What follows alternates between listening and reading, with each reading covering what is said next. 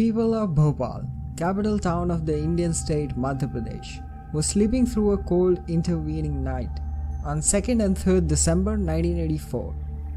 Nothing was out of the ordinary, and the night seemed like any other silent shivering winter night. But that was only superficial.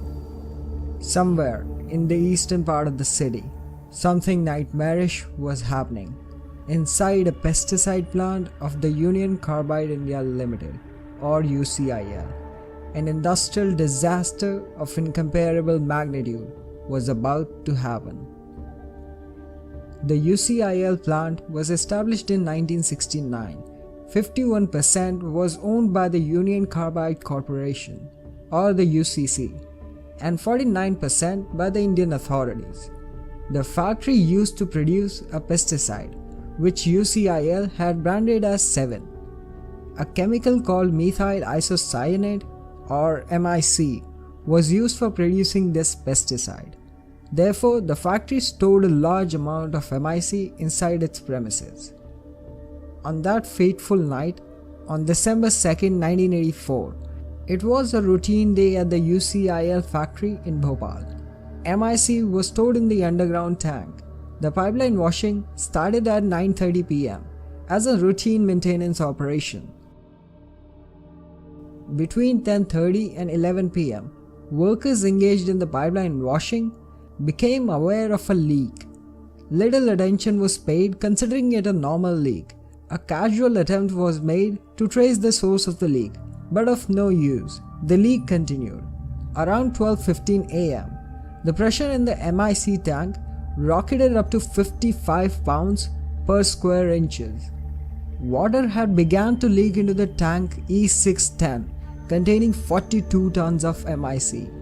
The resulting exothermic reaction increased the temperature inside the tank to over 200 degrees Celsius.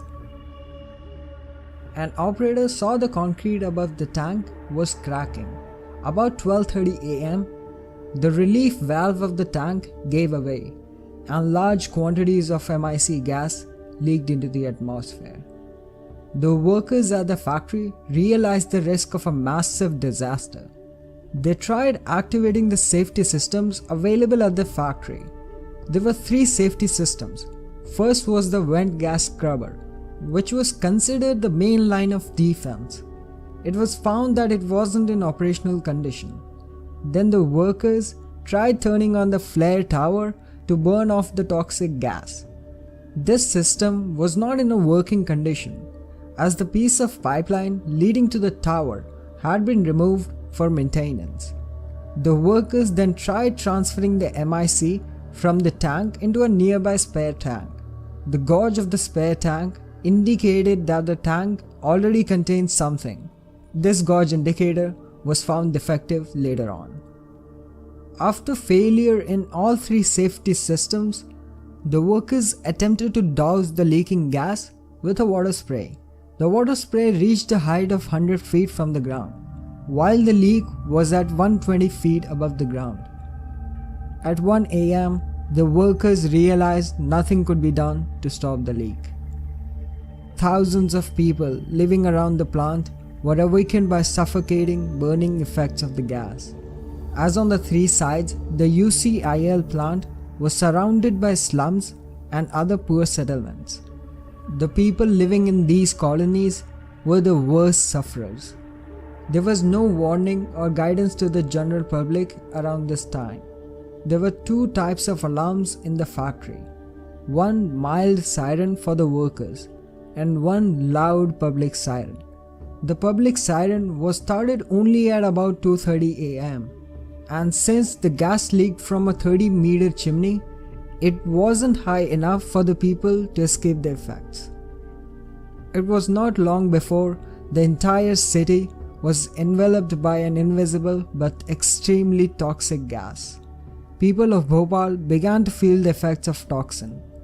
People who were laying cozily inside the duvets a few minutes ago, they now began to feel suffocation, cough, burning eyes, and vomiting. Streets began crowded with people running here and there for help. The chaos went on through the night.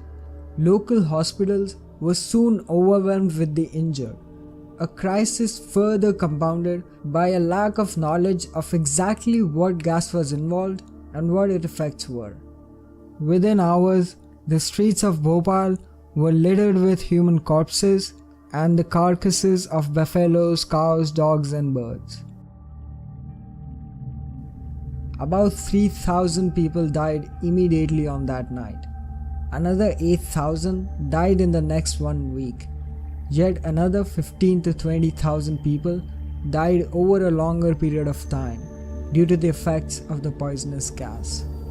Still, about 500,000 people were directly or indirectly affected, with 38,000 temporary partial and roughly 3,900 permanently disabling injuries. Investigations into the tragedy show that there were many shortcomings at all levels. The Union Carbide factory did not have much information about the safe storage of these highly toxic gases. The medical fraternity did not have the requisite know-how to deal with such kind of contamination and at this scale. There was also a lack of coordination between the factory and the emergency services. There were not many trained professionals in that factory. Cost cutting had also had its impact on the safety of the plant, its employees, and the people living around the plant. The plant was also in a densely populated area of the city, which went against most known norms. There have been several theories on the reason for the entry of water into the tank. The workers claim that because of the bad maintenance with leaking valves, it was possible for water to climb from the point where the pipeline washing was performed to tank 610, while UCC says that this was not possible and that it was an act of sabotage by a disgruntled worker who introduced water directly into the tank, although there has never been any proof of this. The two most important factors leading to the mega gas leak were the plant design and the economic pressure and the cutting back on. There were early warning signs of trouble ahead, signs that may have been ignored. On December 25, 1981, a leak of phosgene killed one worker at the plant and severely injured two others. On January 9, 1982, 25 workers were hospitalized as a result of another leak at the plant. During the safety week proposed by the management to address worker grievances about the Bhopal facility, repeated incidents of such toxic leakage took place, and the workers took the opportunity to complain directly to the American management officials. In the wake of these incidents, workers at the plant demanded hazardous duty pay scales, commensurate with the fact that they were required to handle hazardous substances. These requests were denied. As a result, it led to the worst industrial disaster of all time. On December 7, 1984, Warren Anderson, the CEO of Union Carbide, was arrested in Bhopal, but later released on bail. In December 1987, the Central Bureau of Investigation filed a charge sheet against Anderson and other accused. In 2003, the Ministry of External Affairs sent a request to United States for Anderson's extradition.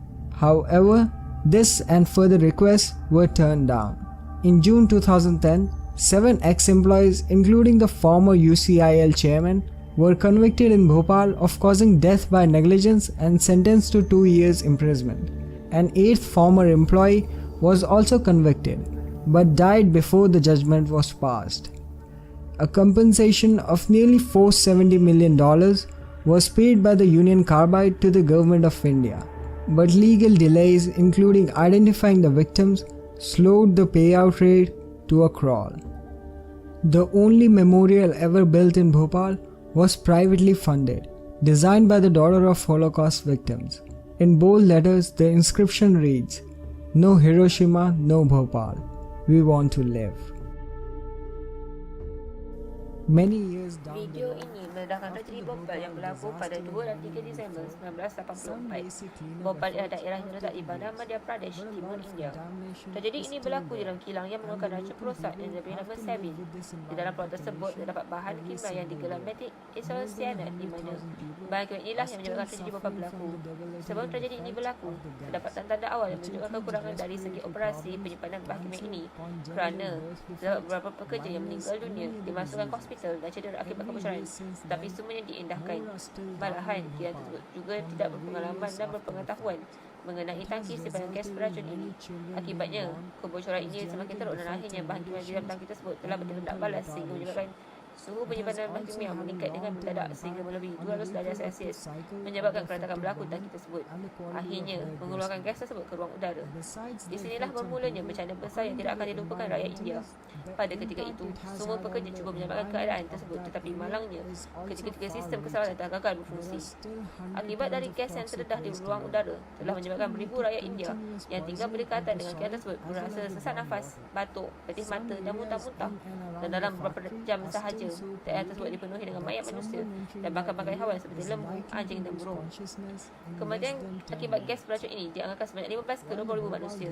Kecoyak ini juga menyebabkan kanak-kanak dilahirkan dengan cacat fikiran, mutasi dan kecacatan genetik dan pada masa yang sama mengganggu kualiti susu ibu.